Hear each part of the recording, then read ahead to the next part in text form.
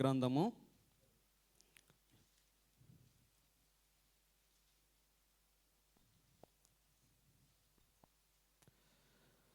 యోనా గ్రంథము 1వ అధ్యాయము 12వ వచనం ఒకసారి మనం చదువుదాం. మేము నీకేమి చేయవలనని అతను అడుగగా, యోనా, నన్ను బట్టియే ఈ గొప్ప తుఫాను మీ మీదకి వచ్చునని నాకు తెలిసినది. చాలండి, దేవునికి స్తోత్రం కలుగును గాక.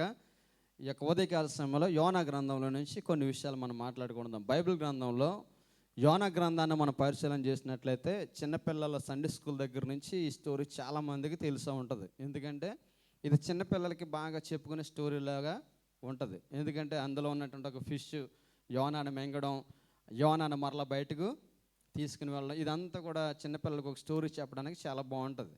యోనా గ్రంథాన్ని మనం పరిశీలన చేస్తున్నప్పుడు బైబిల్ గ్రంథంలో నేను చాలాసార్లు చెప్తుంటాను, ప్రవక్తల గ్రంథాలని మనం స్టడీ చేస్తున్నప్పుడు చాలామంది పెద్ద ప్రవక్తలు ఉన్నారు, చాలామంది చిన్న ప్రవక్తలు ఉన్నారు.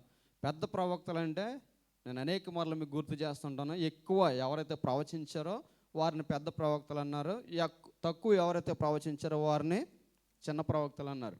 పెద్ద ప్రవక్తలైన ప్రవక్త అనబడ్డారు, చిన్న ప్రవక్త అయినా ప్రవక్త అనబడ్డాడు. పెద్ద ప్రవక్తను దేవుడు ఎలా వాడుకున్నాడు, చిన్న ప్రవక్తను కూడా దేవుడు అలాగే వాడుకున్నాడు. దేవుని దగ్గర తారతమ్యం అనేది ఏది కూడా ఉండదు. దేవుడు ఎవరినైనా సరే ఎలాగైనా వాడుకోవడానికి సామర్థ్యము కలిగిన వాడు.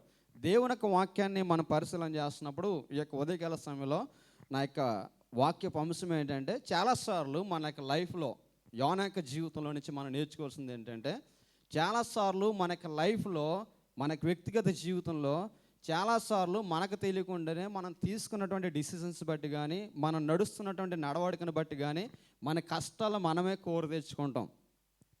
మన కష్టాలు మనమే కోరి తెచ్చుకుంటాం. మన కష్టాలకి పక్కోడు కారకుడు కాదు. వాడిని బట్టి నేను కష్టపడుతున్నానంటే అది నీ స్టూపిడిటీ అన్నమాట. అందుకే దేవుని యొక్క వాక్యం చెప్తుంది, కుమారుడా, నీ పరుని చేతిలో చేయి వేసి వాడితో ఎటువంటి నిబంధన కూడా చేసుకోవద్దు అని చెప్పేసి దేవుని యొక్క వాక్యం సెలవుస్తుంటుంది. చాలాసార్లు మన యొక్క లైఫ్లో మనం తీసుకున్నటువంటి మన నిర్ణయాలు మనల్ని ఎక్కడ తీసుకెళ్తుంటాయంటే, కొన్నిసార్లు మన ఓటమికి మనల్ని తీసుకెళ్తుంటాయి. దేవుని యొక్క చిత్తము ఒకటైతే మన యొక్క సొంత మార్గాల్లో మనం కొనసాగుతూ కొన్నిసార్లు మన కష్టాన్ని కొని తెచ్చుకునే వారిగా మనం ఉంటాం. కొని తెచ్చుకుంటూ కూడా మనలో ఉన్నటువంటి పాల్ట్ ఏంటంటే, ఆ కష్టము మనకు మనంగా కొని తెచ్చుకున్నామని గుర్తెరగకుండా, దానిలో దేవుని చిత్తము ఏముందా లేదని గుర్తెరగకుండా ఇంకా మనం ఏం చేస్తూ ఉంటామంటే మన సొంత మార్గాల్లో వెళ్ళడానికి ప్రయత్నం చేస్తుంటాం. దేవుని యొక్క చొరవకు మన అవకాశము ఇవ్వం.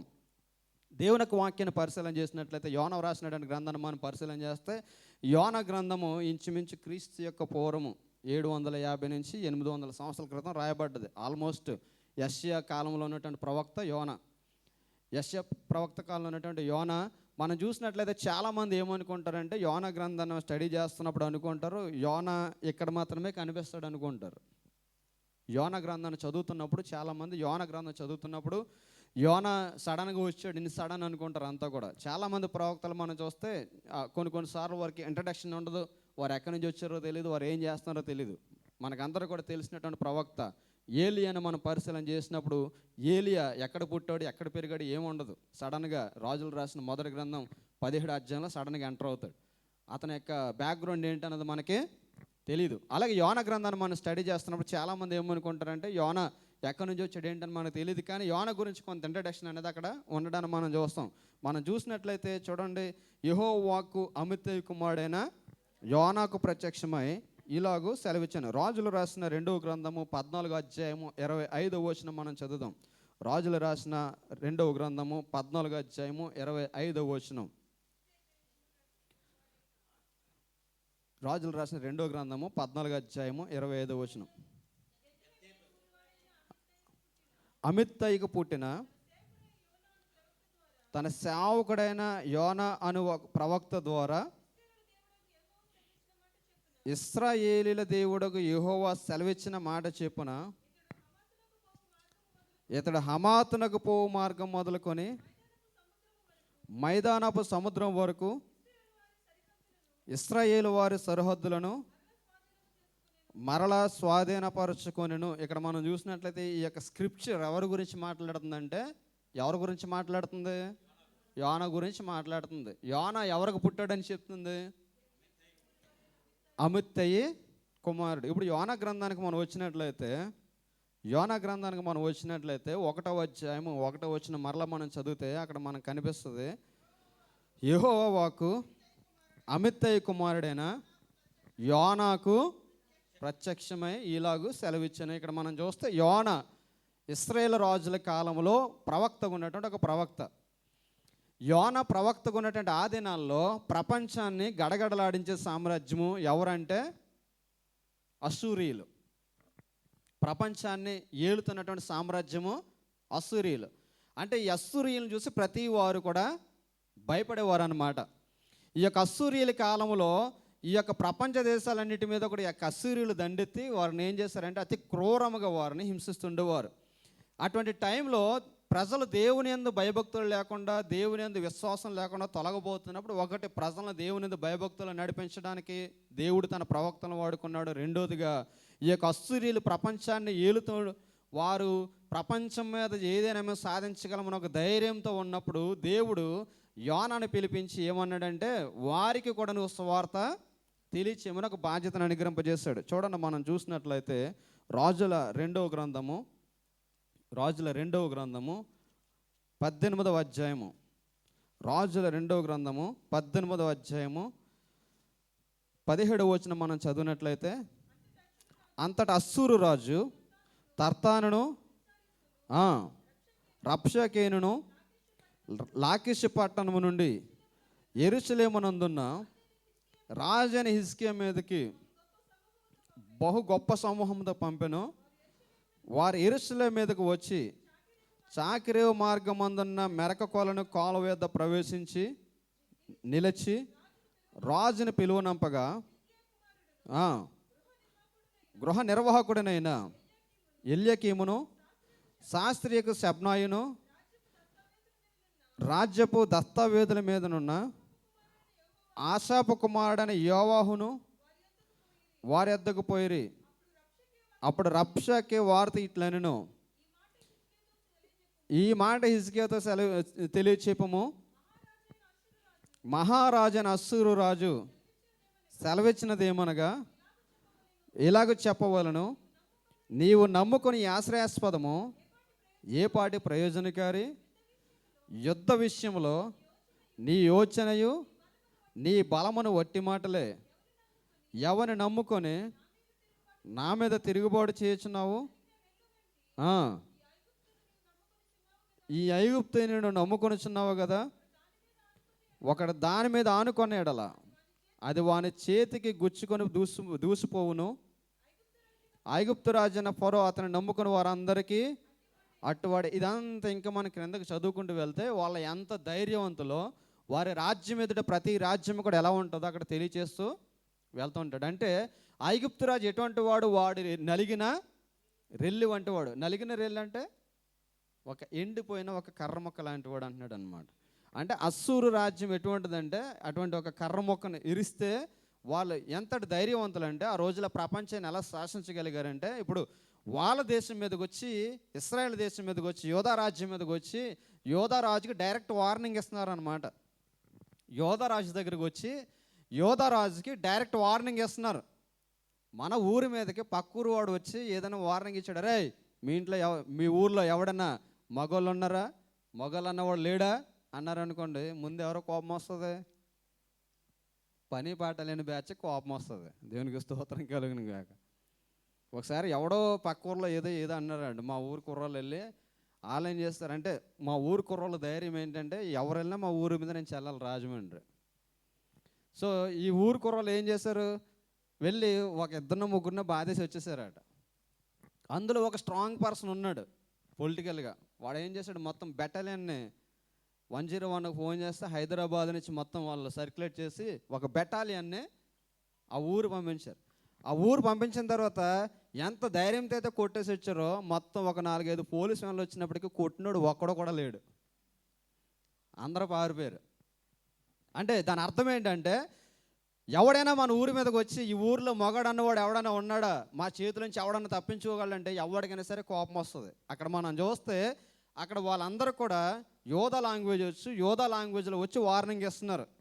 యోధా లాంగ్వేజ్లోకి వచ్చి వార్నింగ్ ఇస్తుంటే వాళ్ళు ఒక ఉన్నతమైన ప్రాకారం మీద నిలబడి వార్నింగ్ చేస్తున్నారు. ఇదిగో మా రాజుతో పెట్టుకుంటే పరిస్థితి ఎలా ఉంటుందో తెలుసా, మీ పరిస్థితి ఎలా ఉంటుంది, చాలా జాగ్రత్తగా ఉండని చెప్పేసి వాళ్ళు వల్గర్ లాంగ్వేజ్ యూజ్ చేస్తుంటే అక్కడ వెళ్ళినటువంటి దోసలు అంటారు, ఇదిగో మాకు సిరియా లాంగ్వేజ్ వచ్చు, మా ప్రజలందరూ కూడా వింటున్నారు, వారి ఎదుట మా పరువు పోతుంది, మీరు ఎంత చీప్గా మాట్లాడుతున్నారు కాబట్టి సిరియా లాంగ్వేజ్లో మాట్లాడిన మేము అర్థం చేసుకుంటామంటే సిరియా లాంగ్వేజ్లో మాట్లాడాలని అవసరం మాకు లేదని చెప్పేసి సొంత లాంగ్వేజ్లో మాట్లాడితే వారు మాట్లాడిన మాటలను బట్టి వాళ్ళు ఎలా అవుతారంటే తల తీసేసినట్టు అయిపోయి తల దించుకొని రాజు దగ్గరకు వస్తారు. రాజు దగ్గరకు వస్తే ఏమైందంటే, ఏం చెప్పమంటారు రాజా, వాడు మాట్లాడిన మాటలకి మా యొక్క తలకాయలు తీసినట్టు అయిపోయింది.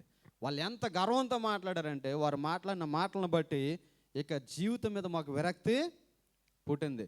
అసలు మేము ఎందుకు వారు ఎదురు నిలబడ్డం అనిపించింది అన్నారు. అంటే అస్సూరీయులు ఆ రోజులు అంతగా దేశాలని ఏలుబడి చేసేవారు, ప్రతి దేశాన్ని వారు ఆక్రమించేవారు. వారి యొక్క పనిష్మెంట్స్ కూడా మొన్న ఎగ్జాంపుల్గా మన సేవకుడు కూడా చెప్పడం మనం చూసాం.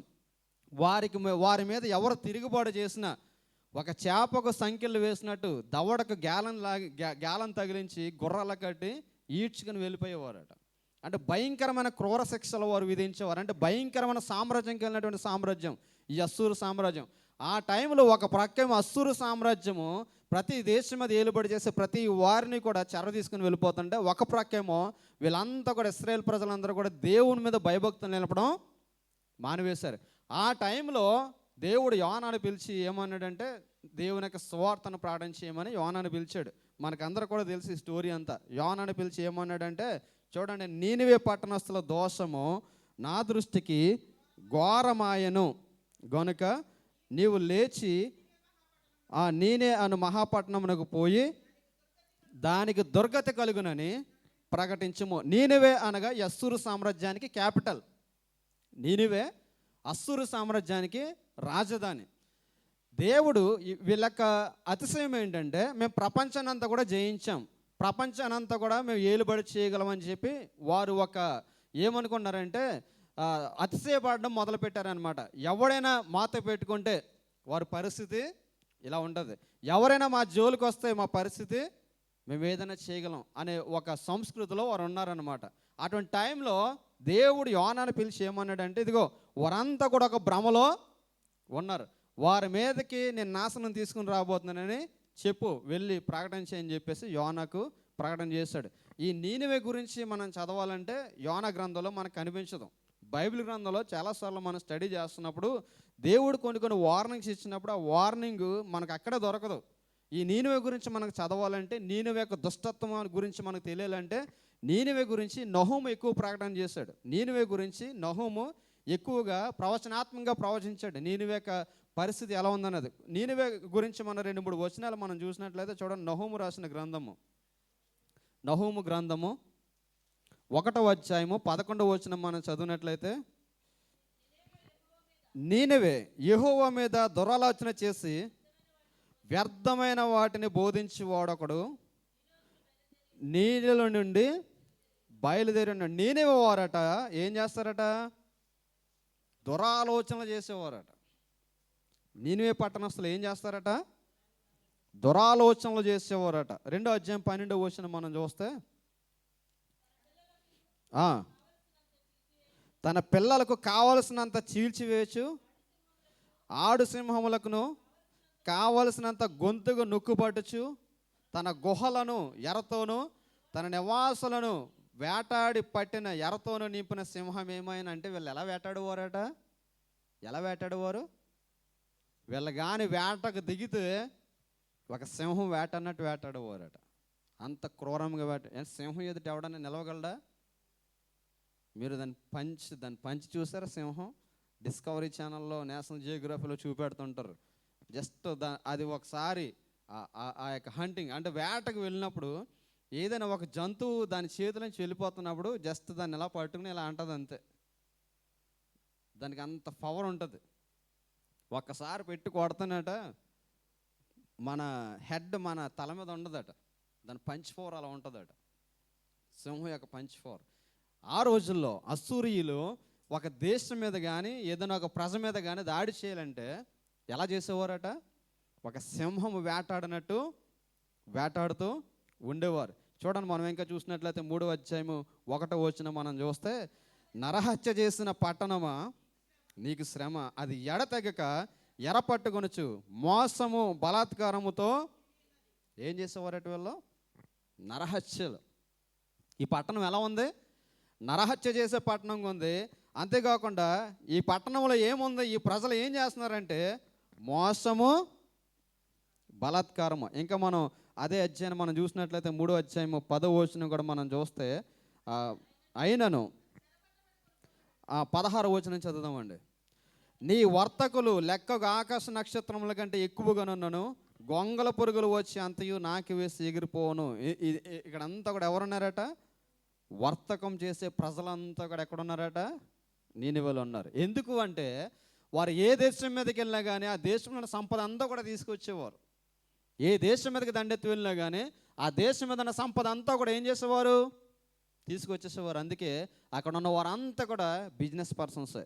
మనం చూస్తున్నాం ఇండియా దేశంలో మనం చూసినట్లయితే, మన భారతదేశంలో ఎవడో ఎక్కువగా లోన్స్ అన్నీ కూడా తీసుకొచ్చి ట్యాక్స్ పెరిగిపోవడానికి కారణం ఎవరు అనుకుంటున్నారు? అసలు ఇండియన్ గవర్నమెంట్ మెయిన్ ట్యాక్స్ పెరిగిపోవడానికి కారకులు ఎవరు అనుకుంటున్నారు? ఎవడైతే బిజినెస్ మ్యాన్ అన్నవాడు కొన్ని వందల వేల కోట్లు తీసుకుని ఆ దేశానికి పన్ను చెల్లించకుండా దేశాన్ని విడిచిపెట్టి ఆ దేశం విడిచిపెట్టి వెళ్ళిపోతే ఆ లోన్ అంతా కూడా రికవరీ చేయడానికి ఆ యొక్క బ్యాంక్స్ అన్ని కూడా వచ్చి సెంట్రల్ గవర్నమెంట్ పట్టుకుంటే సెంట్రల్ గవర్నమెంట్ ఏం చేస్తుంది? దాన్ని మళ్ళీ అంతా రిపే చేయడానికి ఏం చేస్తుంటారు? మరలా ఈ యొక్క కామన్ మ్యాన్ మీద ట్యాక్స్ వేస్తుంటారు. మీకు అందరికీ తెలుసు, ఇంతకుముందు మేము వచ్చినప్పుడు ఉన్నాయి స్టార్టింగ్లో ఫ్లైట్స్ కింగ్ ఫిషర్ అని మేము దుబాయ్ వచ్చినప్పుడు 2008, 9, 10, 11 వరకు ఉన్నాయి. ఆ తర్వాత విజయ్ మాల్యా అని చెప్పేసి మీ అందరూ చూసే ఉంటారు. ఆ విజయ్ మాల్యా అనబడిన వాడు ఇంచుమించు కొన్ని లక్షల కోట్లు మన గవర్నమెంట్ దగ్గర నుంచి లోన్ తీసుకుని ఆ లోన్ చెల్లించకుండా ఎక్కడికి వెళ్ళిపోయాడంటే లండన్ వెళ్ళిపోయాడు, యూకే వెళ్ళిపోయాడు. ఇప్పుడు ఆ లోన్ అంతా కూడా బ్యాంక్ రీపే చేయాలంటే ఎవరిని పట్టుకుంటుందంటే గవర్నమెంట్ని పట్టుకుంటుంది. ఎందుకంటే గవర్నమెంట్ సెక్యూరిటీ ఉంటుంది కాబట్టి. ఇప్పుడు 1000, 2000 అంటే పర్వాలేదు, ఇన్ని వేల కోట్లు భర్తీ చేయాలంటే ఆ యొక్క మనీ అంతా కూడా ఎక్కడి నుంచి వస్తుందంటే అదంతా కూడా కామన్ మ్యాన్ అంటే మన మీద వేసినటువంటి ట్యాక్స్ ద్వారానే గవర్నమెంట్కు వస్తుంది. మీరు ఎప్పుడైనా సరే మీరు ఇండియాలో చూడండి, ఇండియాలో ఒక 20 లక్షల లోన్ తీసుకున్న వాడిని బ్యాంకులు పట్టుకుని పీడించేస్తే కానీ ఒక 2 లక్షల కోట్లు తీసుకున్న బ్యాంక్ ఏం చేయలేదు. మీరు ఒక ఇంట్లో తీసుకున్నారని ఒక్క నెల వాయిదా పే చేయకపోతే మీకు నిద్ర పట్టకుండా ఫోన్లు చేస్తారు వాళ్ళు. అదే లక్షల కోట్లు తీసుకున్నాడు బ్యాంక్ దేశం వదిలి వెళ్ళిపోతే వాడి మీద యాక్షన్ ఏమీ ఉండదు. కాబట్టి ఇక్కడ మనం చూస్తే నీనివే ఆ పట్టణస్థులు ఆ యొక్క ఏ దేశం మీదకి వెళ్ళినా ఆ దేశం మీద ఉన్నటువంటి ఆ యొక్క పరిస్థితి అంతా కూడా తీసుకొచ్చి ఏం చేసేవారంటే అక్కడ వర్తకము చేసేవారు. అందుకే చెప్తున్నారు ఈ యొక్క 2024లో ఇంచుమించు ఆల్మోస్ట్ 2000 నుంచి 20,000 మంది బిజినెస్ మ్యాన్స్ ఫ్రమ్ ఇండియా నుంచి ప్రపంచ దేశాలకి మైగ్రేట్ అవ్వబోతున్నారని చెప్పేసి. అంటే ఇండియాలో డబ్బు సంపాదించుకోవడం, ఇండియాలో డబ్బు సమకూర్చుకోవడం, అక్కడి నుంచి ఒక సేఫెస్ట్ ప్లేస్కి వెళ్ళి అక్కడికి వచ్చి వ్యాపారము చేయడం, అంటే వారు సంపాదించిన ధనాన్ని. నీనివే కూడా అంతే. ఏ దేశం మీదకైనా దేశంలో సంపద తీసుకొచ్చి ఆ సంపద ఏం చేసేవారట? వర్తకం చేసేవారు. ఈ పట్టణంలో లేనిదంటూ ఏది లేదు. ఈ పట్టణంలో ఉన్నటువంటి ప్రజలందరూ కూడా అగత్యంతో ఉన్నారు. ఏంటంటే మా ఎదుటి ఎవడో కూడా నిలబడలేడు. మేము ఒక గ్రద్ద ఎరను చూసి ఎలాగైతే వేటాడుతుందో మేము ఎవరినైనా సరే వేటాడగలము, పక్షిరాజులు మేము వేటాడగలము అని ఒక ఇమాజినేషన్లో ఈ దేశ ప్రజలందరూ ఉన్నారు. ఈ దేశ ప్రజల యొక్క దోషం అంతా కూడా దేవుని దృష్టికి బహు చెడ్డదైంది. అందుకే ఆ టైంలో యోనాను పిలిచి దేవుడు అన్నాడు, యోనా నువ్వు వెళ్ళి నేను చెప్పే దేశానికి వెళ్ళి వారి మీదకు తీర్పు రాబోతుందని ఒక వార్త ప్రకటించమన్నాడు. చూడండి 1వ అధ్యాయము 2వ వచనం మనం చూస్తే, నీనివే పట్టణస్థుల దోషము నా దృష్టికి ఘోరమాయను గనుక నీవు లేచి నీనివే మహాపట్టణమునకు పోయి దానికి దుర్గతి కలుగునని ప్రకటించుము. యోనాను పిలిచి అన్నాడు, నీనివే పట్టణస్థుల దోషము బహుఘోరమైంది, వారికి దుర్గతి పట్టణని ప్రకటించే యోనా అని చెప్పేసి యోనాను పిలిచి దేవుడు చెప్పినప్పుడు, అయితే యెహోవా సన్నిధిలో నుండి తర్షీషు పట్టణంకు పారిపోవాలని యోనా ఎప్పుకు పోయి తర్షీషునకు ఒక ఓడను చూసి ప్రయాణమునకు కేవు ఇచ్చి యెహోవా సన్నిధిని నిలువక వాడవారితో కూడా తర్షీషునకు పోవుటకు వాడ ఎక్కాను. ఇప్పుడు యోనాను పిలిచి దేవుడు అన్నాడు, యోనా ఇదిగో నీనివే పట్టణానికి వెళ్ళు, నీనివే పట్టణస్థుల యొక్క దోషము బహుఘోరముగా నా దృష్టికి కనబడింది, దాని మీదకి నేను తీర్పు తీసుకుని రాబోతున్నాను అని చెప్పినప్పుడు యోనా టికెట్ తీసుకున్నాడు. టికెట్ తీసుకుని నీనివేకి వెళ్ళాల్సిన వాడు ఎక్కడ మానేసి ఎక్కడికి వెళ్ళాడట? ఎక్కడికి వెళ్ళాడు? తర్షీషుకి వెళ్ళే వాడను ఇక్కడ. మీరు ఒకవేళ ఇది చదివిన తర్వాత కానీ లేదంటే మీకు మనసు వచ్చినప్పుడు కానీ యోనా గ్రంథాన్ని స్టడీ చేయండి. యోనా గ్రంథాన్ని స్టడీ చేస్తే మీకు అర్థమయ్యే విషయం ఏంటంటే, ఈ యోనా గ్రంథంలో దేవుని మాటకు లోబడకుండా దేవుని మాటకు అవిధేయులైన వారు ఎవరైనా ఉన్నారంటే అందులో యోనా ఒక్కడే కనబడతాడు. యోనా దేవుని యొక్క సేవకుడు, దేవుని యొక్క ప్రవక్తగా ఉంటాడు, దేవుని యొక్క మార్గాల్లో అనుసరించేవాడుగా ఉంటాడు. కానీ ఈ గ్రంథం అంతా కూడా మనం చదివితే దేవుని మాటకు విధేయుడు కాకుండా ఉన్నవాళ్ళు ఎవరు ఫస్ట్లో ఉంటారంటే యోనా ఫస్ట్లో ఉంటాడు. మొట్టమొదటి అంశం కూడా మనం చూస్తున్నాం. ఏమన్నాడు? నువ్వు నీనివేకు వెళ్ళమంటే ఎక్కడికి వెళ్ళి వాడెక్కాడట? తర్షీషుకు వెళ్ళే వాడెక్కాడు. సరే, వాడెక్కిన తర్వాత అక్కడ మనం చూస్తే అయితే యెహోవా సముద్రం మీద గొప్ప గాలి పుట్టింపగా సముద్రమందు గొప్ప తుఫాను రేగి ఓడ బద్దలై పోవుగతి వచ్చాను. దేవుడు చెప్పిన డైరెక్షన్ ఏంటంటే నీనివేకి వెళ్ళమన్నాడు. యోనా వెళ్తున్న డైరెక్షన్ ఏంటంటే తర్షీషుకు వెళ్తున్నాడు. ఇంచుమించు ఈ యొక్క నీనివే అనబడినటువంటి పట్టణం ఇశ్రాయేల్ దేశానికి ఒక 800 కిలోమీటర్లు ఉంటుందని చెప్తారు. 800 నుంచి 900 కిలోమీటర్లు. కాబట్టి ఇప్పుడు యోనా ఈ యొక్క డైరెక్షన్ మార్చుకుని ఎక్కడికి వెళ్ళాలనుకుంటున్నాడంటే ఒక తర్షీషుకు వెళ్ళిపోవాలని చెప్పేసి అనుకుంటున్నాడు. చాలాసార్లు దేవుడు మనకు ఒక డైరెక్షన్ ఇస్తుంటాడు. ఆ డైరెక్షన్ మానేసి మనం కూడా ఏమనుకుంటామంటే మన ఓన్ డైరెక్షన్లో వెళ్ళాలని మనం సొంత నిర్ణయాలు మనం తీసుకుంటాం. అండ్ ఇప్పుడు వరకు దేవుడి నిర్ణయాల్లోనే నేను కొనసాగానండి, నేను ఏ ఓన్ డిసిజన్ తీసుకోలేదండి అన్న వాళ్ళు ఎవరైనా ఉన్నారు మీలో? మనమంతా కూడా అదే బ్యాచ్, మనమంతా కూడా యోనా బ్యాచే. పైకి మాత్రం మనం ప్రార్థన చేస్తాం అంతే. దేవుడు చెప్పే మార్గం ఒకటి, మనం చేసే మార్గము ఒకటే. దేవుడు అరే గొప్పలకి వెళ్ళకరా అని దేవుడు చెప్తాడు. మనం చేసేదేంటి? గొప్పలకి వెళ్ళి ఉన్నది మనం ఓడగొట్టుకుంటాం. ఇందాక సహోదరుడు చెప్పాడు, ఇల్లులు కట్టినప్పుడు జాగ్రత్తగా చూసుకోండి అని చెప్పేసి.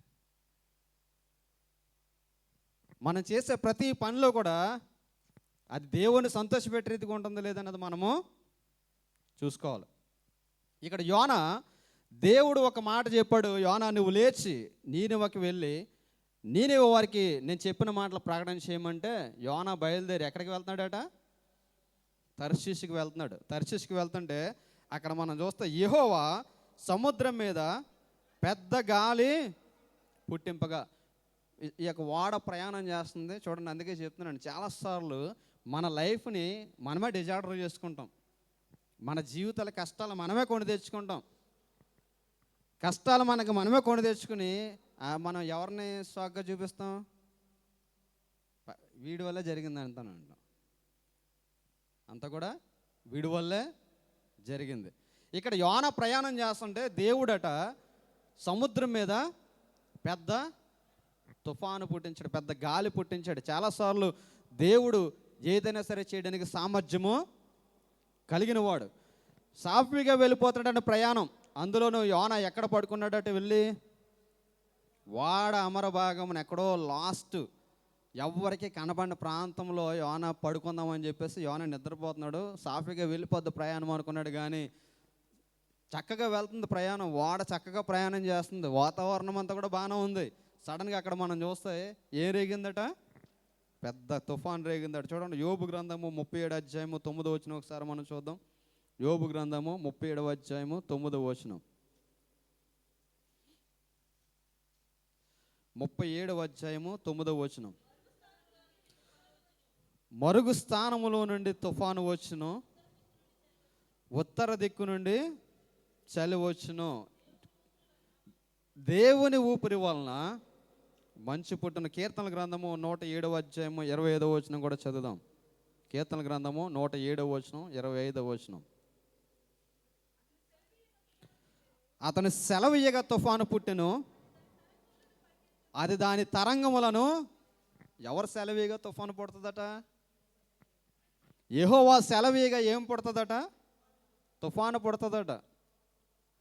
ఇప్పుడు సాఫీగా వెళ్ళిపోతుంది అనుకున్నట్టండి యోనా యొక్క జీవితంలో ఎవరు తుఫాను రేపారంటే, ఎవరు తుఫాను రేపారట?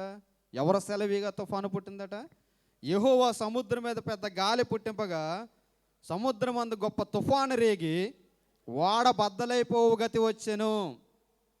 సముద్రం మీద పెద్ద తుఫాను రేగట, ఓడ బద్దలైపోవు గతి వచ్చెను. కాబట్టి నావికులు భయపడి ప్రతివాడు తన తన దేవతను ప్రార్థించి ఓడ చొలకన చేటికి అందులో సరుకును సముద్రంలో పారవేసిరి. అప్పటికి యోనా ఓడ దిగువ భాగంలోకి పోయి పండుకొని గాఢ నిద్రపోయి ఉండెను. సముద్రం మీద పెద్ద తుఫాను పుడితేనట ఆ ఓడంతా కూడా చల్ల చెదిరైపోతుంది. ఓడ నావికులు భయపడుతున్నారు. ఇప్పటి వరకు వాతావరణం బాగానే ఉంది కదరా బాబు, ఇదేంటి సడన్గా మారిపోయిందని చెప్పేసి ఆ ఓడను తేలిక చేయడానికి ఏం చేస్తున్నారట? సముద్రంలో ఉన్నదంతా కూడా ఏం చేశారట? సముద్రంలో పడేసి ఓడను తేలిక చేశారు. అప్పటికట యోనా ఏం చేస్తున్నాడట? ఓడ దిగువ భాగమున ఎటువంటి నిద్రపోతున్నాడట? గాఢ నిద్రపోవచ్చుండెను. ఒక ప్రక్కేమో కష్టం వస్తుండే, ఒక ప్రక్కేమో శ్రమ వస్తుండే, ఒక ప్రక్కేమో తుఫాన్లో ఓడ కొట్టుకుని పోతుంటే యోనా ఏం చేస్తున్నాడట? గాఢ నిద్రపోతున్నాడట. అక్కడ మనం చూస్తే అప్పుడు ఓడ నాయకుడు అతని యొద్దకు వచ్చి, ఓయి నిద్రపోతా, నీకేమొచ్చినది? లేచి నీ దేవునికి ప్రార్థన చేయి, మనం చావకుండా దేవుడు మన ఎందుకు కనికరించినేమో. ఎవరు చెప్తున్నారండి? ప్రార్థన చేసుకున్న వారికి ప్రార్థన లేనివాడు చెప్తున్నాడా? ప్రార్థన ఉన్నవాడికి ప్రార్థన లేనివాడు చెప్తున్నాడా? ఎవరికి ఏం చెప్పాలి చెప్పండి? ప్రార్థన లేనివారు ప్రార్థన చేసుకునే వారికి చెప్తారా? ప్రార్థన చేసుకునేవారు ప్రార్థన చేసుకోలేని వారికి చెప్తారా? లేచి దేవునికి ప్రార్థన చేయమని అలా చూస్తున్నారండి. తెలియదండి, నన్ను కన్ఫ్యూజ్ అవుతున్నారా? ఎవరికి చెప్పాలి? ప్రార్థన లేనివారు ప్రార్థన చేసుకునే వారికి చెప్తారా? ప్రార్థన చేసుకునేవారు ప్రార్థన చేసుకోలేని వారికి చెప్తారా? ప్రార్థన చేసుకోలేని వారు ప్రార్థన చేసుకునే వారికి చెప్పరు.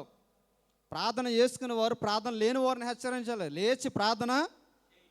ఎటువంటి నిద్రపోతున్నారట? గాఢ నిద్రపోతున్నారట. చాలామందికి ఆదివారం తెగ నిద్ర వచ్చేది. చూడండి, ఏ రోజు మానరు, ఏ పని మానరు. 5 గంటలు వేసి పరిగెట్టేస్తారు ఈజీ టైంలో, మామూలు టైంలో. ఈ సండే వచ్చినప్పటికి ఎక్కడ లేని నీరసం అంతా వచ్చేద్ది. గాఢ నిద్ర. మరి ఎక్కడి నుంచి వచ్చేద్దో?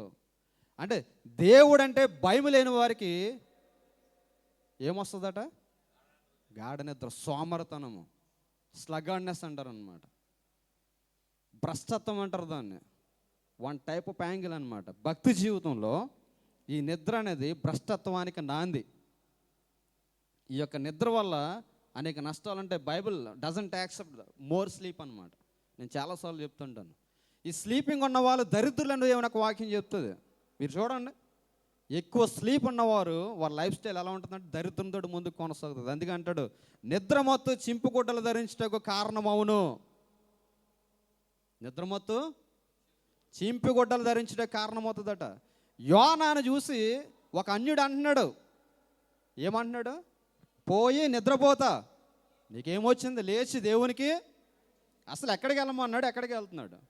చాలాసార్లు దేవుడు ఒక డైరెక్షన్కి చెప్తుంటాడు. ఆదివారం ప్రార్థనకి వెళ్ళమంటాడు. నువ్వు ఎక్కడికి వెళ్తున్నావు? ప్రార్థన మానేసి నువ్వు ఎక్కడికి వెళ్తున్నావు? దేవుని భయభక్తులు మానేసి, దేవుడు చూపించే డైరెక్షన్ మానేసి నువ్వు ఏ పరిస్థితులకు వెళ్ళాలనుకుంటున్నావు? చాలాసార్లు కష్టాలు వచ్చేసాయి. Why you are taking your life in a difficult way? ఎందుకు దేవుడి యొక్క చిత్తాన్ని నువ్వు గ్రహించకుండా నీ మార్గాలు నువ్వు దేవునికి విరోధ మార్గాలుగా చేసుకుంటున్నావు? అంత అయిన తర్వాత కానీ మాటకి మనం వివరిస్తాం కదా, అది ఏంటి సవరం ఊడిదని కానీ వివరం రాదని. అంత అయిన తర్వాత కానీ మనకి ఉన్నదంతా బోడిగుండి అయిపోయిన తర్వాత చాలామంది అయిన బుద్ధి రాదు చాలామందికి. దేవుడు వార్నింగ్ ఇస్తూనే ఉంటాడు. ఆ వార్నింగ్ ద్వారా నీ లైఫ్ నువ్వు సరిదిద్దుకోకపోతే దేవుడు కూడా నేనేం చేయలేడు.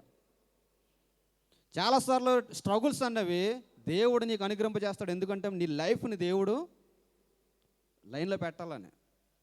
యోనా ఎక్కడి నుంచి ఎక్కడికో పారిపోతున్నాడు. దేవుడు ఒక డైరెక్షన్ ఇచ్చాడు, డైరెక్షన్లో వెళ్ళమని. యోన దేవుడి డైరెక్షన్లో కాకుండా ఓన్ డైరెక్షన్లో వెళ్తున్నాడు. చాలాసార్లు మనం కూడా ఏం ఇష్టపడుతూ ఉంటాం అంటే మన సొంత పెత్తనాలు చేస్తూ ఉంటాం, మన సొంత నిర్ణయాలు మనం చేసుకుంటూ ఉంటాం. ఇది వద్దు అంటే మనం దానికే వెళ్తాం. ఇది నీకు సరైనది కాదు అంటే మనం అదే మార్గంలో మనం వెళ్తాం. అందుకే చాలామంది జీవితంలో ఓటము, ఒక ఫైనాన్స్లో కానీ, లేదంటే ఒక జాబ్లో కానీ, ఒక బిజినెస్లో కానీ, ఒక ఫ్యామిలీ లైఫ్లో కానీ, ఏదైనా సరే మీరు చూడండి, గాడ్ వేలో నువ్వు వెళ్ళకపోతే, దేవుడు నీకు ఒక విషయాన్ని చూపించినప్పుడు ఆత్మ సంబంధంగా నీ విషయాన్ని నువ్వు యోచించకుండా నీ ఇష్టానుసారంగా నువ్వు వెళ్తే నువ్వు నాశనాన్ని కొని తెచ్చుకుంటావు. పక్కోడు ఎవడో రాడు. చాలాసార్లు మనం అంటుంటాం సాతాను గడు శోధన ఎట్టేహాడండి, సాతాను గడు శోధన ఎట్టేహాడు అన్నాడు. ఇప్పుడు తుఫాను ఎవరు పుట్టించారు? ఎవడు పుట్టించాడండి? దేవుడు పుట్టించాడండి. నేను ఎందుకంటాను, ఇది ఎవడు యోచించగలుగుతాడంటే ఆత్మ సంబంధమైన వివేకం కలిగిన వాడు యోచించగలుగుతాడు ఇది ఎందుకు వచ్చిందని. అందుకే యోన ఏమన్నాడు తుఫాన్ రాగానే? సముద్రం మీద ఏదో తుఫాన్ జరుగుతుంది, ఎందుకో వచ్చింది, సాతాను గడు పని అన్నాడా? ఏమన్నాడు? 12 వచనం ఏమన్నాడు? నేను అందుకే మొట్టమొదట చదివించాను. నన్ను బట్టియే ఏమన్నాడు? నన్ను బట్టే వచ్చింది గొప్ప తుఫాను. ఇది ఎందుకు తెలుసో యోన యోచించగలిగాడు? Knows he is the spiritual man. ఆత్మ సంబంధమైన వ్యక్తి. ఆత్మ సంబంధమైన వ్యక్తులు మాత్రం యోచించగలుగుతారు, ఇది నా లైఫ్లో ఎందుకు ఇది జరుగుతుంది, ఐ డిడ్ సంథింగ్ మిస్టేక్, నేను ఏదో తప్పు చేశాను, తప్పుకు సరి చేసుకోవడానికి దేవుడు ఈ మార్గాన్ని నాకు అనుగ్రహింపజేస్తాడు, ఈ మార్గాన్ని నేను రెక్టిఫై చేసుకోవాలి అని అనుకుంటారు. ఎవరు? ఆత్మ సంబంధమైన వ్యక్తులు. ఇక శరీర సంబంధమైన బ్యాచ్ ఉంటారు చూసారా, ఇంకే టైప్ అంటే మనం సామెత చెప్తాం, దున్నపోత మీద వాన కురుస్తుంది అంటారు చూసారా. ఎన్ని వచ్చినాయి ఇంకా వాళ్ళ లైఫ్లో ఇంకేముండదంటే మార్పు ఉండదు. ఇంకా అదే పౌలు కూడా అదే అంటాడు, స్పిరిచువల్ వర్షన్ అంటాడు, వాత వేయబడిన మనస్సాక్షి అంటాడు. ఏ మనస్సాక్షి అట? వాత వేయబడిన మనస్సాక్షి. చూడండి, ఇప్పుడు ఏమో వరదలు వచ్చేసాయనేమో జనాలు అయిపోయి ఏడుస్తుంటే, ఈ టైంలో కూడా ఆ యొక్క గృహాల్లో పడి దోసుకుంటున్నారట దొంగలు. ఇంకా వాళ్ళు ఏమనాలి చెప్పండి? అంటే వాళ్ళకి ఏం లేదు, ఇంకా వాళ్ళకి ఇంక లేదు. ఇంకా వాత వేయబడిన మనస్సాక్షి. ఇప్పుడు అక్కడ అంత నష్టం జరిగి ఇల్లులు కొట్టుకుపోయాను కొంతమంది ఏడుస్తూ, ఉన్నదంతా కూడా సంపాదించుకున్నదంతా పోయాను. రాత్రి ఒక వీడియో చూస్తుంటే పాపం వాళ్ళ అమ్మ ఏడుస్తుంది, మా పిల్లల సర్టిఫికెట్లు కూడా కొట్టుకెళ్ళిపోయాయని. ఇదిగో ఈ బీరువా నిండా బట్టలు ఉండే, ఇప్పుడు చూస్తే ఖాళీ బీరువా ఉందని చెప్పేసి ఏడుస్తుంటే ఆ న్యూస్ వాళ్ళు చెప్తున్నారు, విపరీతంగా పెరిగిపోయిన దొంగల పెడదు. ఇదిగో ఏది పడితే దోసుకోవడానికి దొంగలు. ఎంత అన్యాయం అండి అసలు మన దేశంలో. వాటర్ లేకుండా చచ్చిపోతుంటే ఫ్రీగా వాటర్ ఇవ్వాల్సింది పోయి వాటర్ బాటిల్ 200కి అమ్ముకుంటారంటే శవాల మీద రూపాయలు ఎరిగిన టైపు కదా మన జనాలు. అవునా కదండి? వాడెవడ అంటున్నాడు, దేశం అంతా ఎలా కొట్టుకు చచ్చిపోతుంటే వాడెవడో, మరి వాడు ఏ ఛానల్లో తెలియదు కానీ ఇప్పుడు ప్రతి అడ్డమైన ఛానల్ పెట్టేసుకోవడం మాట్లాడాడు.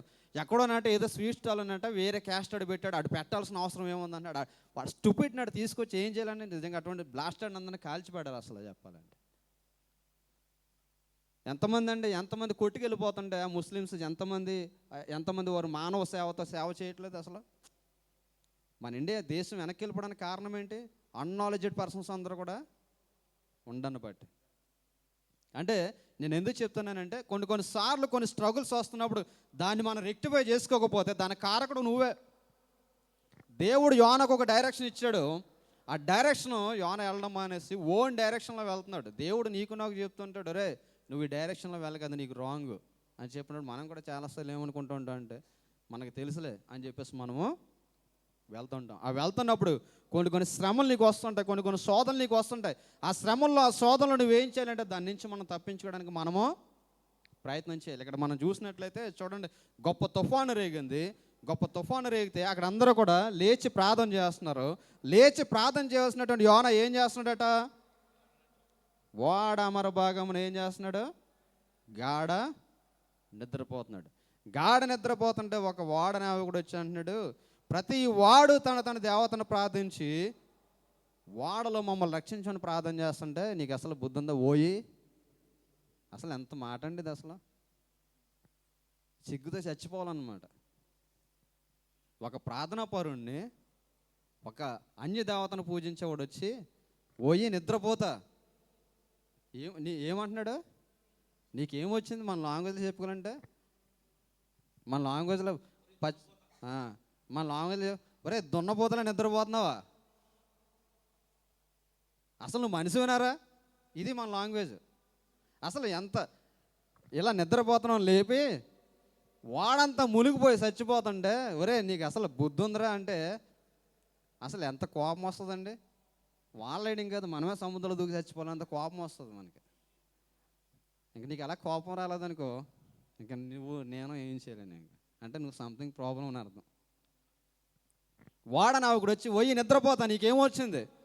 వాడలందరూ కూడా చచ్చిపోతుంటే లేచి నీ దేవునికి ప్రార్థన చేయి అంటే చూడండి, అప్పుడు వాడనాయకుడు అతనికి వచ్చి మనము చావకుండా ఆ దేవుడు మన ఎందుకు కనికరించినేమో నేను అంతలో వాడవారు ఎవరిని బట్టి ఎంత కీడు మనకు సంభవించిన తెలియక మనం చీట్లు వేస్తాం రండి అని ఒకరితో ఒకటి చెప్పుకొని చీట్లు వేయగా చీటి యోనా మీదకి, ఆ చీటి కూడా ఎవరి మీదకి వచ్చిందట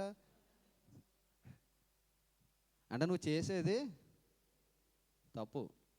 ఒకసారి మీ లైఫ్లో ఒకసారి అలా బ్యాక్ వెళ్ళి చూసుకోండి. మీ లైఫ్లో జరిగిన ఇన్సిడెంట్ ఏదో ఒక ఇన్సిడెంట్, బలమైన ఇన్సిడెంట్ ఉండి ఉంటుంది. ఆ బలమైన ఇన్సిడెంట్ దేవుడు నీకు ఎందుకు ఇచ్చాడంటే నువ్వు ఒక లెసన్ నేర్చుకోవడానికి. ఆ లెసన్ నేర్చుకోకుండా ఇంకా నీవు నీ సొంత వేలే నీ సొంత పెత్తనాలతో నువ్వు వెళ్తున్నావు అంటే ఇంక నిన్ను దేవుడు కూడా ఏమీ చేయలేడు.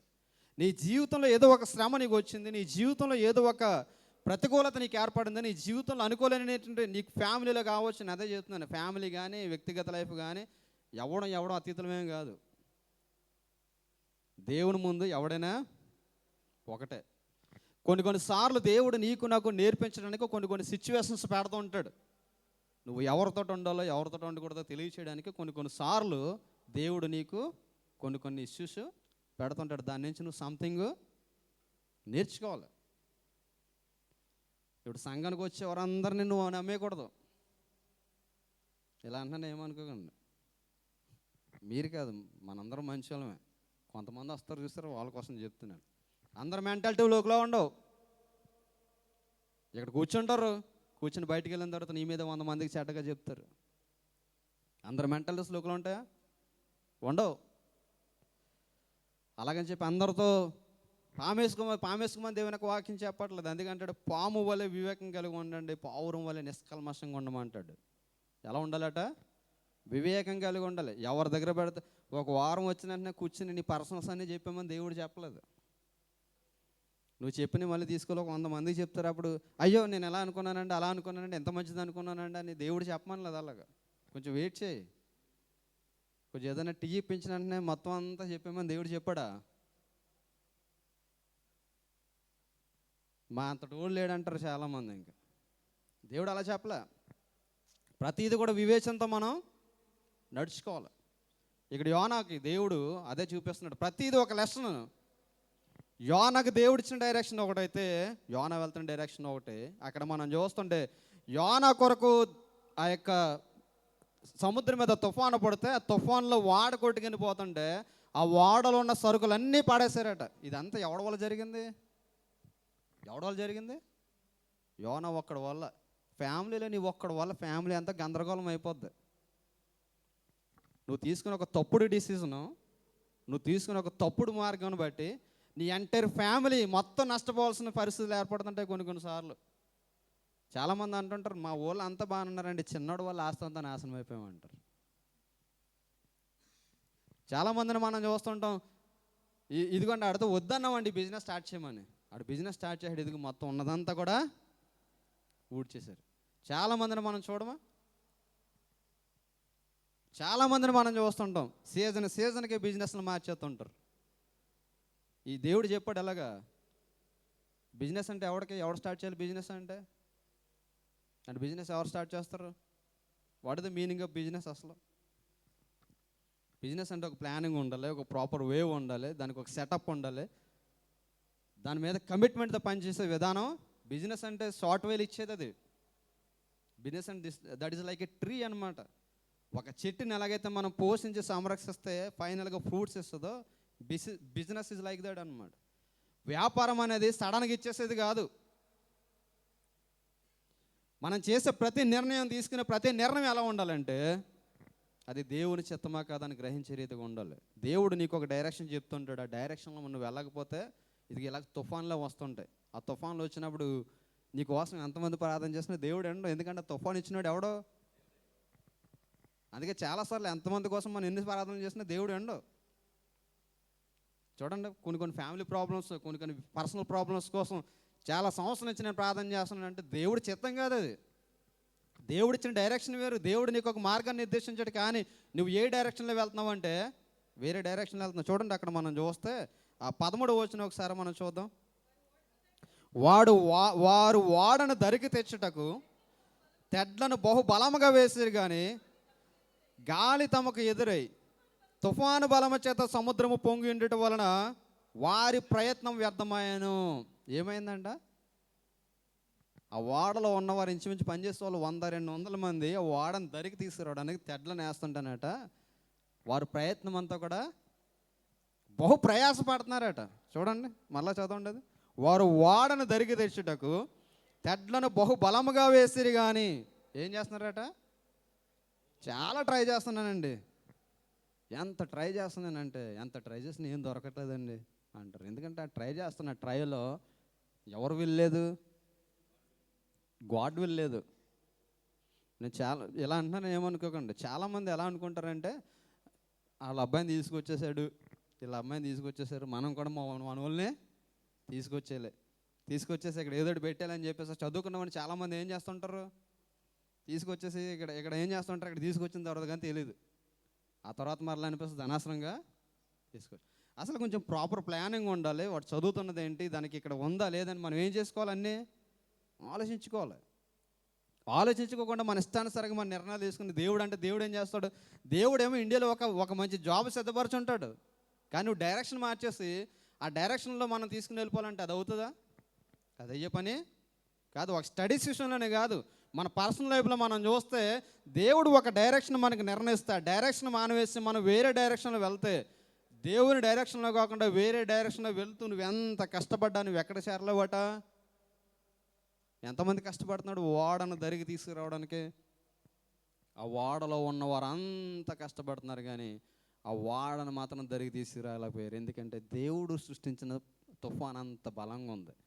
అంటే దేవుని డైరెక్షన్ విడిచిపెట్టి మనం వెళ్ళిపోతున్నప్పుడు దేవుడు మనల్ని క్రమపరచడానికి ఏదైనా ఒక మార్గాన్ని, ఒక అడ్డుని ఏర్పరచినప్పుడు నువ్వు అడ్డును తెలుసుకోకుండా అడ్డులో నుంచి నువ్వు దేవుడు పెట్టిన దాంట్లో నుంచి నువ్వు దాటిని వెళ్ళిపోవాలంటే దట్స్ ఇంపాసిబుల్ అనమాట. నువ్వు మనిషి అవుతావు, దేవుడు అవుతాడు.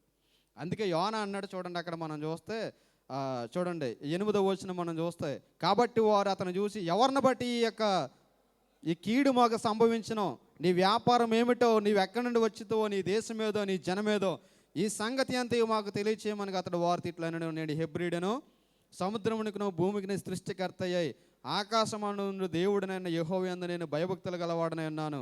తాను యెహోవా సన్నిధిలో నుండి పారిపోచున్నట్టు అతడు ఆ మనుషులకు తెలియజేసిండను కనుక వారు ఆ సంగతి తెలుసుకొని మరింత భయపడ్డారట.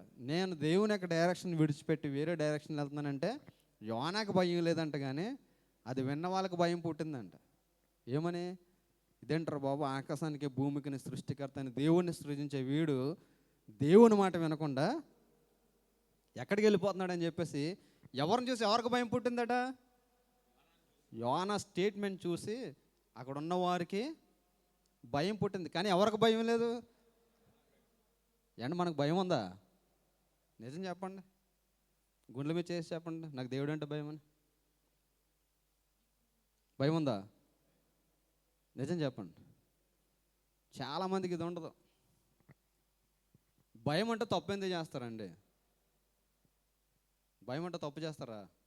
భయం అంటే సంఘాలు ఎందుకు ఇలా ఉంటాయి చెప్పండి. నిజంగా దేవుని భయం అంటే వాక్యం ద్వారా బ్రతుకులు మార్చుకుంటారు, కానీ సంఘాల నుంచి స్కిప్ అయిపోతారా చెప్పండి. దేవుని వాక్యం పట్ల శ్రద్ధ ఉంటే, దేవుని వాక్యం పట్ల భయం ఉంటే ఎక్కడ మనల్ని రెక్టిఫై చేస్తుందో వాక్యం అక్కడ కూర్చుని వినాలనుకుంటారు. మీలాగా పాపం నేను ఎంత తిట్టినా పాపం నన్ను మీరు ఫాలో అవుతూనే ఉంటున్నారు. నేను అందుకే మీకు అందరు కూడా తల వంచి మరీ నేను చెప్తూ ఉంటాను. నేను చాలా అప్రిషియేట్గా ఫీల్ అవుతుంటాను. అందుకే నేను ఇద్దరు మానేసుకుని కూడా మీకోసం ప్రార్థన చేసుకుంటూ ఉంటాను. నేను చాలా కష్టపడుతున్నారు తండ్రి అని చెప్పేసి. నిన్ను దేవుని యొక్క వాక్యం రెక్టిఫై చేస్తున్నప్పుడు దేవుని యొక్క భయం నిజంగా మనలో ఉంటే మనం ఏం చేసుకుంటాం? దేవుని యొక్క వాక్యం ద్వారా మన జీవితాన్ని మనం రెక్టిఫై చేసుకుంటాం. ఆ భయాన్ని ప్రజలకు మనము తెలియజేసుకుంటాం. ఇక్కడ యోనా స్టేట్మెంట్ చూసిన వారికి భయం కలిగిందట. అక్కడ యోనా ఇస్తున్న స్టేట్మెంట్ ఏంటి తెలుసు? అసలు నువ్వు ఎక్కడి నుంచి వచ్చావు, ఎవరు అంటే, నేను ఆకాశానికి భూమికి సృష్టికర్త అయిన హెబ్రీల దేవుడినైన యెహోవాని నేను స్తుతిస్తున్నాను, ఆ యెహోవా దేవుణ్ణి. అంతేకాదు నన్ను దేవుడు ఒక డైరెక్షన్కి వెళ్ళమంటే ఇంకొక డైరెక్షన్ నేను వెళ్తున్నాను అని చెప్పేసి అంటే, అక్కడ చూసిన వారందరికీ కూడా ఏం కలుగుతుందట? భయం కలుగుతుందట అతను ఇచ్చిన స్టేట్మెంట్. ఎందుకంటే ఇంత భయంకరమైన దేవుని కలిగిన వీడు ఎక్కడి నుంచి ఎక్కడికి పారిపోతున్నాడు రా బాబు, వీడి కోసం మనకే ఏం శ్రమ వస్తుందని చెప్పేసి అనుకున్నారు. చూడండి అక్కడ మనం చూసినట్లయితే, అప్పుడు వారు సముద్రము పొంగుచున్నది, తుఫాన్ అధికమవుచున్నది, సముద్రం మా మీదకి రాకుండా నెమ్మలించినట్లు మేము నీకేమి చేయాలని అతన్ని అడుగగా, యోనా నన్ను బట్టి ఏ గొప్ప తుఫాను మీ మీదకి వచ్చును నాకు తెలుసున్నది, నన్ను ఎత్తి సముద్రంలో పడవేయండి, అప్పుడు సముద్రము మీ మీదకి రాకుండా నెమ్మలించినని వారితో చెప్పాను.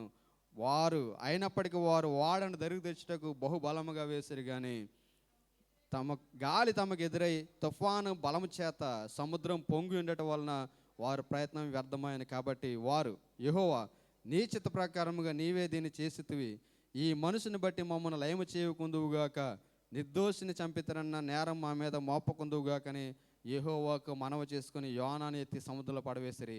పడవేయగానే సముద్రం పొంగకుండా ఆగింది. దరిద్రాన్ని తీసుకెళ్ళి పక్కన పెడతానట, కొంప అంతా కూడా ఏమైందట? ప్రశాంతమైందట. మనం ఏం చేస్తుంటాం? ఆ దరిద్రాన్ని మీద పెట్టుకుని దేవా నీ చిత్తం, దేవా నీ చిత్తాన్ని ఉపవాసం ఉండి కన్నీరు విడిచి ప్రార్థన చేస్తే, ముందు దేవుడు తీసివేయమన్నదాన్ని తీసివేయకుండా, దేవుడు అడ్డు తొలగించుకోమన్నదాన్ని అడ్డు తొలగించుకోకుండా, దేవుడు డైరెక్షన్ నువ్వు గుర్తెరగకుండా సొంత డైరెక్షన్లో సొంత పెత్తనాలు చేసినంత చెప్పు దేవుని యొక్క చొరవ నీ మీద ఉండదు, నా మీద ఉండదు, నీ లైఫ్లో ఉండదు, నా లైఫ్లో ఉండదు. ఇది ఎవరిని బట్టి వచ్చిందంటే, యోనా చెప్తున్న స్టేట్మెంట్ ఏంటి? ఇది నన్ను బట్టే. అండ్ యోనా స్టేజ్లో మనం ఉన్నాం అనుకోండి, యోనా స్టేజ్లోనే మనం ఉన్నాం అనుకుందాం, అసలు మనం ఏముందని చెప్పండి, ఏమంటాం చెప్పండి? ఏమో ఎవడ బట్టి వచ్చిందో నాకేం తెలుసు. మనం ఎప్పుడు కూడా ఏం చేస్తాం? పక్కన వెంటనే మనం స్కిప్ చేస్తాం పక్కడి మీదకి. ఏంటి పలానా టైంలో మీరు ఇలా అన్నారండి, అవి నేను కదండి పక్క లేదని అంటే, వాళ్ళు చెప్పబట్టే నాకు తెలిసిందని పక్క వాళ్ళని అంటాం మనం. యోనా చెప్తున్న స్టేట్మెంట్ ఏంటి తెలుసు? ఇది నన్ను బట్టే. ప్రాబ్లం నేను, ప్రాబ్లం నాది. అందుకని అక్కడ స్టేట్మెంట్ ఇచ్చాడు, నేను దేవునికి సేవకుని. అంటే అప్పటి వరకు కూడా ప్రార్థన రాదు వారికి, అన్ని దేవతలను పూజించేవారు. అక్కడ మనం చూస్తే చూడండి 5వ వచనం, 1వ అధ్యాయం 5వ వచనం. కాబట్టి నావికులు భయపడి ప్రతివాడు తన దేవతను ప్రార్థించి, అప్పటి వరకు కూడా ఎవరిని ప్రార్థన చేశారట? తమ దేవతలను ప్రార్థన చేశారు, అన్ని దేవతలకు ప్రార్థన చేశారట. కానీ యోనా ఎప్పుడైతే స్టేట్మెంట్ ఇచ్చాడో, నేను దేవుని సేవకుని, నేను నిజమైన దేవుడు ఆకాశానికి భూమికి సృష్టికర్త అయినటువంటి మరి ఆ దేవునికి సేవకుని అని చెప్పగానే యోనా ఇచ్చిన స్టేట్మెంట్ని బట్టి అప్పటి వరకు కూడా ప్రార్థన తెలియని వారు ఏం చేయడం మొదలుపెట్టారు? చూడండి అక్కడ ఏమని ప్రార్థన చేశారు? 14వ వచనం. కాబట్టి వారు, యెహోవా నీ చిత్త ప్రకారముగా నీవే దీన్ని చేసేతవని మనసును బట్టి మమ్మల్ని లైవ్ చేయకుందువుగా. ఎంత చక్కగా ప్రార్థన చేస్తున్నారండి. ఎవరు ప్రార్థన చేస్తున్నారు? ఇది అప్పటి వరకు కూడా ఎవరిని ప్రార్థన చేశారు? దేవతలను ప్రార్థన చేస్తున్నారు. ఇప్పుడు ఎవరికి ప్రార్థన చేస్తున్నారు? దేవుడికి ప్రార్థన చేస్తున్నారు. ఏమని? చూడండి, నేను దీన్ని చేసేతను నీ మనసుని బట్టి మమ్మల్ని లైవ్ చేయకుందువుగాక, నిర్దోషిని చంపితనని నేరం మా మీద మోపకుందువుగాక అని యెహోవాను మనవి చేసుకుని. యెహోవాను మనవి చేసుకుని అంటే దేవునికి. నిన్ను బట్టి పక్కోడు ఎప్పుడైనా ప్రార్థన నేర్చుకున్నాడా? నిన్ను బట్టి నన్ను బట్టి పక్కోడు ప్రార్థన రానాడు ఎప్పుడైనా ప్రార్థన నేర్చుకున్నాడా? ప్రార్థన నేర్చుకోవడం. సెటర్లు ఏమంటే చాలామంది ఒకరిని చూసి ఒకటి సెటర్లు నేర్చుకోమంటే ఈ రోజులో సెటర్లు ఎక్కువ, సైడ్ డైలాగులు అంటారు కదా, ఆ సినిమా డైలాగ్ని ఇమిటేట్ చేయమంటే సినిమా డైలాగులు మనం చాలామంది ఉంటున్నారు బ్యాచ్లు ఈ రోజుల్లో. ఈ టిక్ టాక్స్ బ్యాచ్ కానీ లేదంటే ఈ యొక్క సినీ డైలాగ్స్ వాడు బ్యాచ్ కానీ చాలామంది అయితే ఇక్కడే బయట అంటే మందిరంలో ఉన్నప్పుడు మందిరంలో ఉన్నట్టు, బయట ఉన్నప్పుడు బయట. ఎవడైనా నిన్ను గూర్చి నిన్ను చూసినప్పుడు దేవునికి ఇలా ప్రార్థన చేయాలనే స్టేట్మెంట్ ఎవడైనా ఇవ్వగలిగాడా? చేయగలుగుతున్నాడా? మనం చూసి పక్క వాళ్ళు ఎవరైనా దేవునికి ప్రార్థన చేసే అనుభవం వారు కలిగి ఉంటున్నారా? యోనా అంటున్నాడు, నన్ను బట్టి వచ్చింది. తన ప్రాబ్లం తను ఐడెంటిఫై చేసుకున్నాడు. ఎంత విశ్వాస వీరుడంటే ప్రాబ్లం నన్ను బట్టి నేను కొని తెచ్చుకున్నానని అంటాడు. ఇది నన్ను బట్టి వచ్చిందని నన్ను ఎత్తి సముద్రంలో పాడేమంటున్నాడు.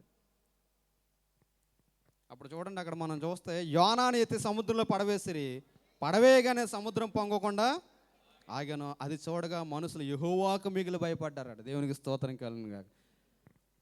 ఎప్పటి వరకు ఎవరిని బట్టి వచ్చిందో అనుకున్నాం, కానీ దరిద్రం పోయిందిరా బాబు అనుకుని ఉంటారు. యోనా కూడా అనుకోవాలి, నా ప్రాణం పోతుంది అనుకోవాలి. కానీ యోనాకు ఉన్నటువంటి విశ్వాసం ఏంటో తెలుసా? నేను ఎక్కడున్నా సరే దేవుడు నన్ను రక్షించడానికి సామర్థ్యము కలిగినవాడు. నడి సముద్రపు ఒడ్డులో నేను నిలబడినా కానీ దేవుడు నన్ను రక్షించడానికి సామర్థ్యము. దేవుడు కొన్నిసార్లు కొంతమంది పర్సన్స్ని చూస్ చేసుకోవడానికి కారణం అదే. యోనా అచంచల విశ్వాసము కలిగిన వాడు, కానీ తన విశ్వాస యాగాన్ని తన యొక్క బుద్ధిహీనత చేత ప్రక్కన పెట్టిన విధానాన్ని బట్టి యోనాకు బుద్ధి తీసుకురావాలని దేవుడు ఒక సిచ్యువేషన్ అక్కడ క్రియేట్ చేశాడు.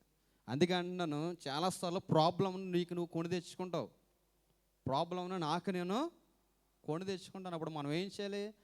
ఈ ప్రాబ్లం ఎవరిని బట్టి వచ్చిందని మనం అనలైజ్ చేసుకున్న ప్రాబ్లంను మనం తీసుకోవాలి. దాన్ని అనలైజ్ చేయకుండా ఆ ప్రాబ్లంని కూడబెట్టి తీరినంతసేపు ఆ తుఫాన్ అంతా కూడా ఎవరు కూడా ఉంటుంది? మన కూడా ఉంటుంది. చాలాసార్లు అంటాం, ఎంత కష్టపడినా మా అప్పులు తీరట్లేదని అంటాం. మనం అవన్నీ ఎవరు చేసుకున్నారు? పక్కడి కోసం చేసామా? అని మన కోసమే కదా. నేను అందుకే చాలాసార్లు అంటుంటాను, పిల్ల మెచ్యూర్ అయిందంటే పెద్ద ఫంక్షన్ చేసేయాలంటారు చాలామంది. ఎవడు చేయమన్నాడు నేను? అది ఇంపార్టెంట్ అని ఎవడు చెప్పాడు అసలు బైబిల్లో? మొన్న ఒక సేవకుడు అంటున్నాడు, అది కీడు, అది చెయ్యాలట అంటున్నాడు. మొన్న అని నాకు అనిపించింది, వాక్యం తెలుసా తెలియదు అనిపించింది. ఏంటి కీడు? కీడు దానికి ఒక 5 లక్షలు 6 లక్షలు ఖర్చు పెడితే ఆ ఖర్చు పెట్టిందని తీర్చడానికి మళ్ళీ ఎన్ని సంవత్సరాలు కష్టపడాలి? ఎన్ని సంవత్సరాలు కష్టపడాలి? మా అమ్మ అంతే మొదలెట్టింది, ఒకే పిల్ల కదరా, నోరు మూసుకుని ఇంట్లో సైలెంట్గా కూర్చోబెట్టిన, అసలు ఎవరికి చెప్పొద్దన్నాను నేను. సౌజన్యత కూడా అన్నాను, మా అమ్మ కూడా చెప్పగాను, నువ్వు బాగానే ఉంటావు బాబు, తర్వాత మీ అమ్మ నన్ను వాయించద్ది అని చెప్పేసి అంతా ఓకే అన్నాను. ఎవడు చేయమన్నాడు అని? బర్త్డేకి ఎవడు ఖర్చు పెట్టమంటున్నాడు అండి? ఫస్ట్ బర్త్డేకి 4 లక్షలు 5 లక్షలు. ఆ పిల్ల లైఫ్ ఎలా ఉంటుందో నీకు తెలుసా? పిల్లల ఫ్యూచర్ ఎలా ఉంటుందో నీకు తెలుసా? పెద్ద పక్కోడు ఎవడో ఖర్చు పెట్టాడని మాస్టర్ చెప్తాడు కదా, బడాయికి పోతే ఏమవుతుంది? అప్పులు అవడం తప్ప ఏమి. అందుకని నేను ఇవన్నీ ఎంటర్టైన్ చేయను. నేను పుట్టినరోజు కోసం, మొట్టమొదటి పుట్టినరోజు కోసం పెద్ద స్టే చేసి ఆ పిల్ల ఫ్యూచర్ ఎలా ఉంటుందో తెలీదు. పెద్ద దిన తర్వాత ఏమవుతుందో మనకి.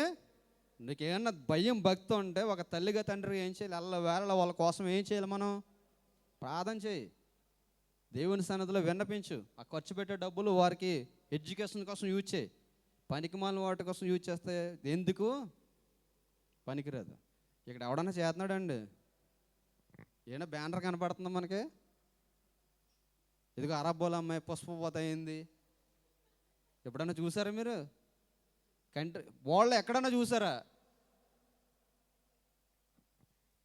మనకే పెద్ద ప్యాషన్, ఆహ్వానం. ఆ పిల్లకి నాలెడ్జ్ ఉండదు, ఏముండదు. చూస్తే జాలేస్తుంది కొంతమందిని. ఆ పిల్లలకి అవ్వకముందే వాణి వేసేసి కటౌట్ పెట్టి, నిజంగా తెలియనోడు కూడా ఏం చేస్తున్నారు? వీళ్ళు బేవర్స్ బ్యాచ్ ఉంటుంది కొంతమంది. ఏ ఇంట్లో ఎవరు ఉన్నారని కనిపెట్టుకునే బ్యాచ్. వాళ్ళందరికీ ఏంటిది? ఇన్విటేషన్ అన్నమాట. దానివల్ల వచ్చింది ఏముంది అంటే 0 టాలరెన్స్, ఏది ఉండదు. యోనా తన ప్రాబ్లం తను ఐడెంటిఫై చేస్తాడు. అందుకే అంటున్నాడు, దీన్ని బట్టే నన్ను బట్టే తుఫాను వచ్చింది. ఇదిగో నేను దీనికి ప్రాబ్లం, నన్ను తీసుకెళ్ళి సముద్రంలో పడవేమన్నాడు. సముద్రంలో పడేశారు. అక్కడ సముద్రం మీద తుఫాను ఆగిపోయింది, ఓడంతా తేలికైపోయింది. యోనా సముద్రంలో పడ్డాడు, దేవునికి విరోధంగా ప్రయాణం చేసి తన తప్పును ఒప్పుకున్నాడు. దేవుడు అందుకే సముద్రంలో ఒక చేపకు ఆజ్ఞించి మరలా యోనా మింగ వాళ్ళని ఆజ్ఞాపించిన తర్వాత అప్పుడు ప్రార్థన చేస్తున్నాడు. చూడండి 2వ అధ్యాయం 1వ వచనం మనం చూస్తే, ఆ మత్స్యపు కడుపులో నుండి చూడండి 21వ అధ్యాయం 17వ వచనం మనం చదువుదాం. గొప్ప మత్స్యం ఒకటి యోనాను మృంగవలెనని యెహోవా నియమించి ఉండగా యోనా 3 దినములు ఆ మత్స్యం కడుపులో నుండి చూస్తే తన మిస్టేక్ ఎప్పుడైతే ఒప్పుకున్నాడో, తన మిస్టేక్ని ఎప్పుడైతే ఒప్పుకొని వెంటనే బయటపడ్డాడో యోనాను తప్పించడానికి దేవుడు ఏం చేశాడట అంటే ఒకసారి ఇమాజినేషన్లోకి వెళ్ళని నడు సముద్రంలో ఎవడని రక్షిస్తాడు అసలు. చాలాసార్లు మన ప్రాబ్లం ఎలా ఉంటుందంటే ఇంకెవడ తీర్చలేడు అన్నట్టు ఉంటుంది. నిజంగా దేవ ఇది నా వల్లే జరిగింది, నేను తీసుకున్న తప్పుడు నిర్ణయం అని చెప్పేసి మోకరించి ప్రార్థన చేసి రిలాక్స్గా ఉండండి. నడి సముద్రం వంటి అనుభవంలో మనకి ఒక గొప్ప చేపను రప్పించి దేవుడు ఏం చేస్తాడు, మనకున్న ప్రాబ్లం నుంచి దేవుడు మనకి చూడండి. అప్పుడు వరకు ఎక్కడున్నాడు యోనా, వాడు అడుగు బాగానే పోయి సేఫ్గా ఉన్నప్పుడు, అన్నీ అనుకూలంగా ఉన్నప్పుడు తన్ని పెట్టి పడుకుని నిద్రపోతున్నాడు. ఇప్పుడు యోనాని చేప మింగేసిన తర్వాత ఆ యోన కడుపులోంచి, ఆ చేప కడుపులోంచి మొరపెడుతున్నాడు. చూడండి 2వ వచనం.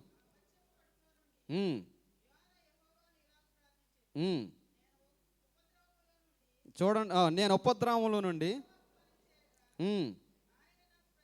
ఆయన నాకు ప్రత్యుత్తరం ఇచ్చిన, పాతాళ గర్భంలో నుండి నేను కేకలు వేయగా నీవు నా ప్రార్థన అంగీకరించినావు. నీవు నన్ను అగాధమైన సముద్ర గర్భంలో పడవేసి ఉన్నావు. ప్రవాహములు నన్ను చుట్టుకునేవి, నీ తరంగములు నీ కర్రులు నన్ను కప్పి ఉన్నవి. నీ సన్నిధి నుండి నేను వెలువేయబడుతుని. 5వ వచనం కూడా చదువుదాం. ప్రాణాంతం వచ్చినంతగా జలములు నన్ను చుట్టుకునేవి, సముద్రాగాధము నన్ను ఆవరించినది, సముద్రపు నాచు నా తలకు చుట్టుకొని ఉన్నది. ఎప్పుడు ప్రార్థన చేస్తున్నాడు? మత్స్యం కడుపులో ఉంటే అందులో చెత్త చెదరం ఉంటే అప్పుడు ఎవరు గుర్తొచ్చాడు? అప్పుడు ప్రార్థన చేస్తున్నాడు. అన్నీ బాగున్నప్పుడు మనం ప్రార్థన చేయం. ఎటువంటి నిద్ర వస్తుంది? అన్నీ బాగున్నప్పుడు. మళ్ళీ నేను చెప్తున్నాను, కరోనా లాంటిది రానివ్వండి, ఎవడ నిద్రపోడు. అప్పుడు మహా భయం భక్తి ఎలా అంటే అప్పుడు ఏమన్నారు తెలుసా? అంటే ప్రార్థన ఎప్పుడు ఓపెన్ చేస్తారండి, ప్రార్థన ఎప్పుడు ఓపెన్ చేస్తారండి అనేవారు. అప్పుడు ఇప్పుడు ప్రార్థన ఓపెన్ చేస్తారు ఎండ్రా బాబు అంటే ఎవడన్నా వస్తున్నాడా? ఎవడు వచ్చే పరిస్థితి దేవుడికి తెలుసండి. దేవుడిని, మానవుడిని దేవుడు ఎప్పుడు ఎలా తీసుకురావాలో, ఎక్కడ తీసుకురావాలో దేవుడు, హీ నోస్ ఎవ్రీథింగ్. అన్నీ బాగున్నప్పుడు గాఢ నిద్రపోతుంటే తీసుకెళ్ళి సముద్రంలో పడేస్తా. ఇప్పుడు చేప కడుపులో ఉన్నాడు.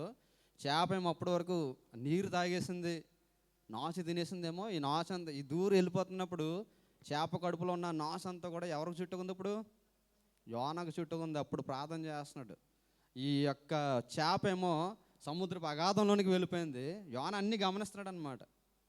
అగాధంలోనికి వెళ్ళిపోయి సముద్రపు పర్వతాల్లో తిరుగుతుందట. అది సముద్రపు పర్వతాల్లో ఆ యొక్క అంచున తిరుగుతుంటే పర్వతాలు ఈ చేప ఎలా తిరుగుతుంటే ఎలా రాసుకుంటుంటే యోన ఏమవుతుందని చెప్పి భయపడి మొర్ర పెడుతున్నాడు అనమాట దేవునికి. మనకి ఎప్పుడు వస్తుందంటే భయం. కొన్నిసార్లు అన్నీ బాగున్నప్పుడు రాదు.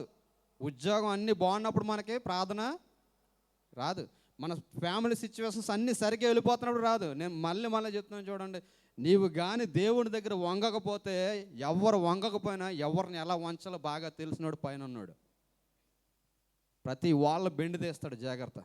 ఈరోజు చాలామందికి అర్థం కావట్లేదు అది. ఎవరిని ఎలా బెండు తీయాలో బాగా తెలుసు.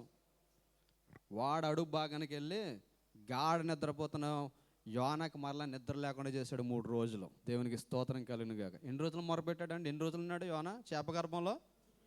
3 దినాలు ఉన్నాడు. నిద్రపోయి ఉంటాడు అంటారా? చాలా నిద్ర వస్తుంది. ఒక ప్రక్కేమో నీరు, ఒక ప్రక్కేమో నాసు, ఒక ప్రక్క నేను ఎక్కడికి పోతానో తెలియదు అన్న సిచ్యువేషన్. దేవుడికి ప్రార్థన చేస్తున్నాడు. దేవుడు ఎంతైనా నమ్మదగిన వాడు. దేవునికి స్తోత్రం కలుగును గాక.